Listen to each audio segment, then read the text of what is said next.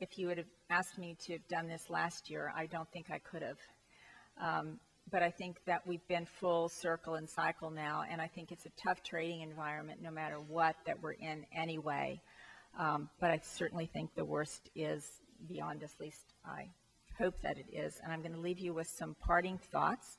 And I really thought about this because I might sound like you, but I am an African American now, or Afro-American. My perspective is very different. I can't change my accent, and when I come here sometimes, I feel a little bit like a deer in headlights.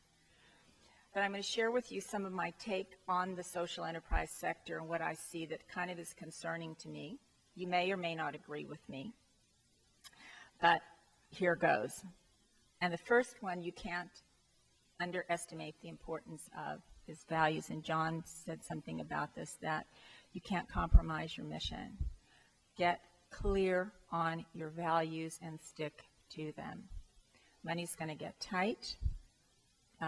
It was spoken earlier about difficult terms. It's not going to get any better, and when you give in or you don't negotiate hard enough up front, you'll pay the price later. Every time I've looked back over my career and experienced regrets, I think I could hone that down and see that somehow there was a misalignment of values. And you've got to really align with your donors. We've had some great donors, and we've had some donors, couple of donors from hell. And again, that came back to a misalignment of values. The next is that there is more than one fork in the road, and that is taken right out here on El Camino Real, just right off there. And this is, how many of you have heard that charity doesn't work? And you may believe that charity doesn't work. Well, I'm here to say that charity can work. And there's so much about enterprise-based models, and you've got to do it this way, and you've got to have income and job creation. Of course, that's important, but you can't do that for children. You force children to buy things. What are girls going to turn to earn income? Okay, poverty is really, really complicated, and I think it's many different models are needed in many different circumstances, and you have to experiment and find out what works there. But the energy sector for years in Africa has been working off figures in India because there was just no research in Africa, which is one of the reasons I wanted to do my own. So there's no one size fits all, and I think that if any of you have read the MIT JPAL research, they've done some research that confirms that when you ask people who are really critically poor to pay for things, that you don't get the same uptake. So again, I just think that you can't make sweeping generalities of this doesn't work or that doesn't work. You've got to really take each instance on its own. This is something that's really shocking to me, but this is a real quote that that I read from somebody who advises people on their personal brand. And it seems to me that what's creeping into the social enterprise space is this whole personal brand. And, you know, I suppose you have to do it because Twitter and Facebook are so much a part of the social landscape now. But at the same time, there's a huge sense of responsibility that comes with that. So I'm a late adapter to Twitter.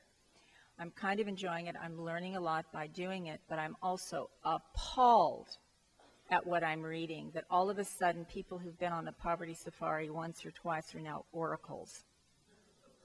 And that you have a responsibility that if you're speaking on behalf of somebody, that you do it as responsibly and as appropriately as possible and think about what you're saying.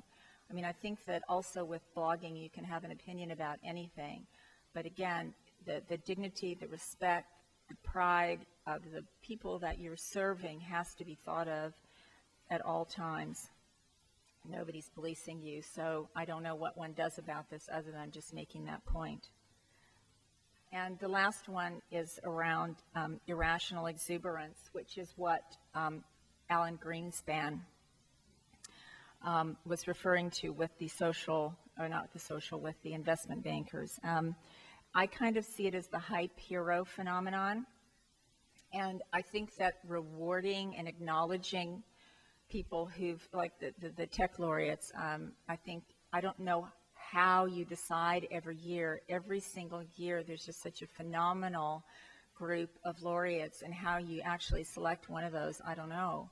They're so excellent, and that kind of thing, I think it's really positive and fosters, it was life-changing for us, as I said. But there's almost a cult of, oh, and let me just say this superhero. I tried to find a woman, a swimming suit, and, it was not exactly the image, but that was the image of that I could find. So I settled for sort of Superman. But, our young people now going into this sector, because there's the possibility of having 5 minutes of fame. Are they going into it because of the visibility that you get? I think some of us veterans who've been around for a while, we did what we did, never thinking twice that anybody would ever acknowledge us for what we did, because we're martyrs and stuff. But it's so different now. And so again, it goes back to those values of really understanding why you're getting into what you're doing. I know that if I tried to do something socially responsible when I first got out of college, it would have been disastrous. What I've been able to rely on through the tough times is really my experiences in business. I'm a creative conceptual thinker. I'm very good at the art of the start. What was needed of me to try to get through the crisis was a completely different skill set. I didn't really have them, but I had business skills and experience that I could draw from also, I think, that helped me. So again, when you start out, it's so different. So we're great storytellers, but let's just not build ourselves into superheroes, because we're not. And then I'm going to leave you with what, if we were going to have as a confessional, as a social entrepreneur, what that might be. Forgive me, Father, for I have sinned. I told a donor that my rescue dog, who eats organically grown fair trade dog food from a bowl made of recycled waste, chewed up my proposal. And and of course, you've got Wi-Fi and place for the laptop when you go for your confession. So on that note, I'll say thank you very much. And if you have any questions, I'll be delighted to answer them.